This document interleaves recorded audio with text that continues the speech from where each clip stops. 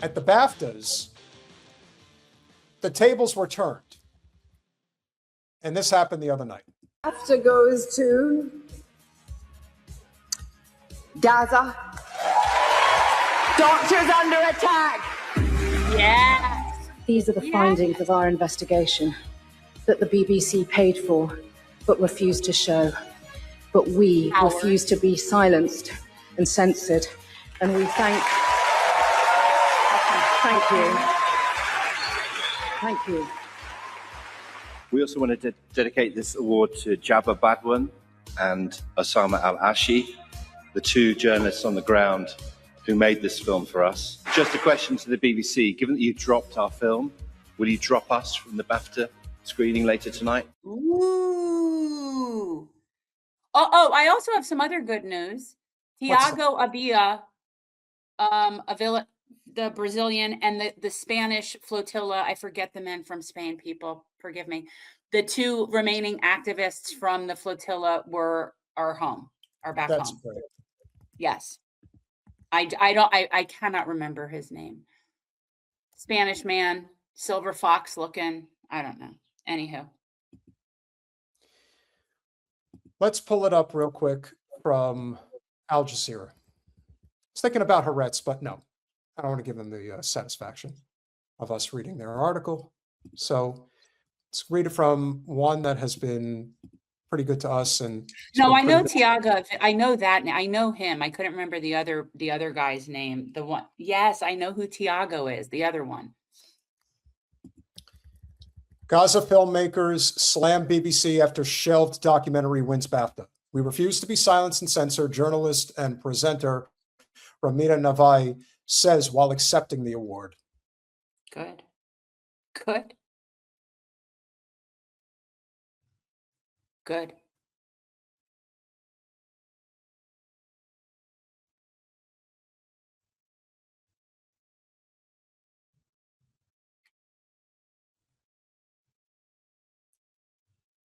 Are you frozen? Nice. Am I frozen? I think I'm frozen.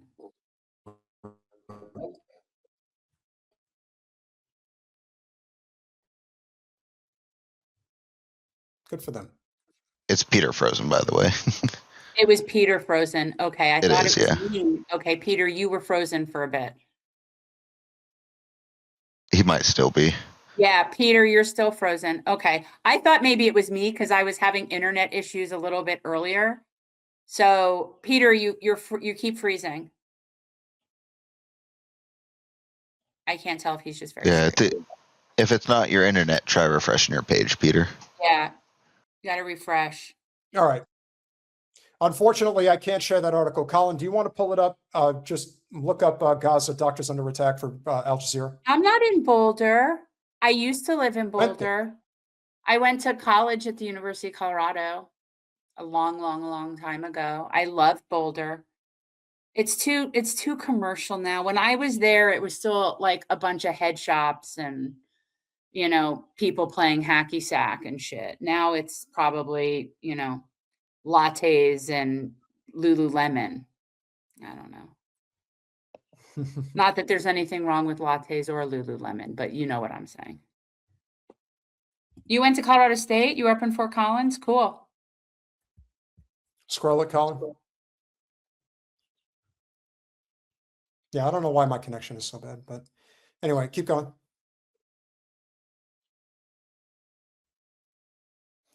The documentary, which features first-hand accounts from Palestinian health workers in Gaza, was honored at London's Royal Festival Hall nearly a year after the BBC declined to broadcast it, citing concerns over partiality. No, what happened was the Zionists got to you, and they told you not to air it, and you listened. That's all. Accepting the award, executive producer Ben DePere thanked the journalist behind the film before directly addressing the BBC, which aired the BAFTA ceremony on BBC One with a delay of more than 2 hours. Finally, just a question for the BBC. Given you dropped our film, will you drop us from the BAFTA screening later tonight? At that point, they probably didn't have any choice. Journalist and presenter Ramita Navai also criticized the broadcaster during her speech, citing findings from the documentary's investigation into attacks on Gaza's healthcare system. Hey, AOC, are these Gazans or Palestinians? Just saying. There's no such thing as a fucking Gazan, Alex. These are the findings of our investigation that the BBC paid for but refused to show. But we refused to be silenced and censored. Thank Channel 4 for showing it. Navai said that more than 1,700 Palestinian doctors and healthcare workers have been killed. 1,700 doctors. And I more wonder if you were to add up all of the healthcare workers killed in previous conflicts, previous quote unquote wars, I wonder how many that would equate to, because that's not normal. And the BBC, you're garbage. You're shit. She dedicated the award to Palestinian medical workers being held in Israeli prisons.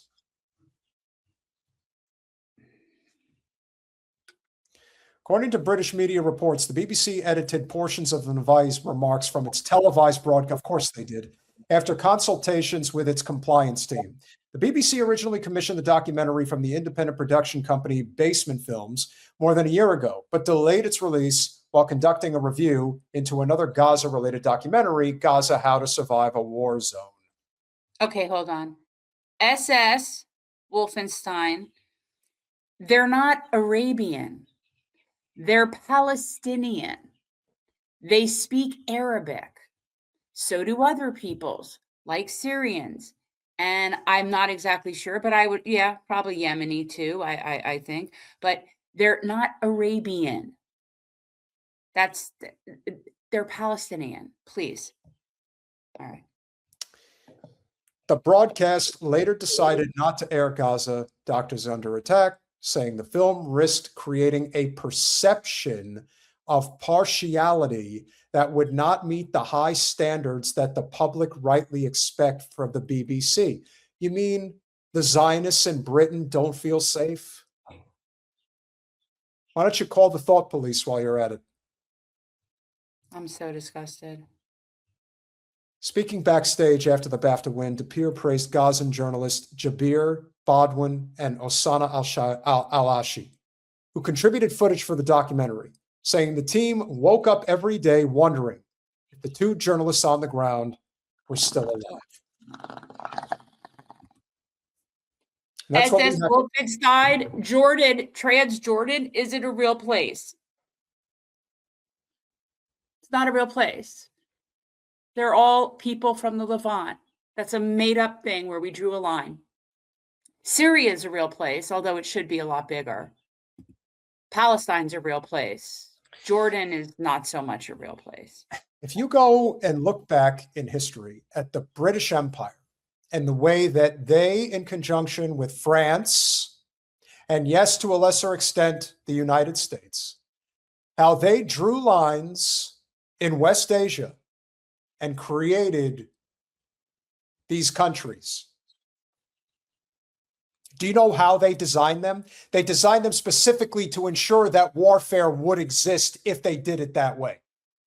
They weren't going to let that big of an area have self-determination, because the peoples, and we've talked about this before, the Levant peoples, your Syrians, your Lebanese, you're the people in Jordan, the Palestinians, they are, and even some people in Iraq, there's a similarity there. They are very similar peoples.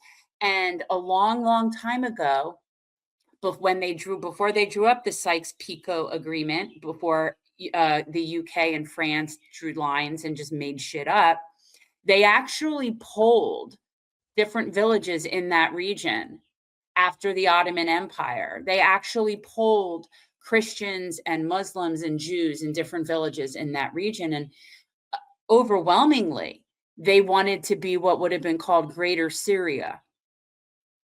That was what the people in that region wanted. So when they talk about the Greater Israel Project, that was supposed to be Greater Syria. That's what the people, including the Jews in that region, preferred overwhelmingly at the end of World War I.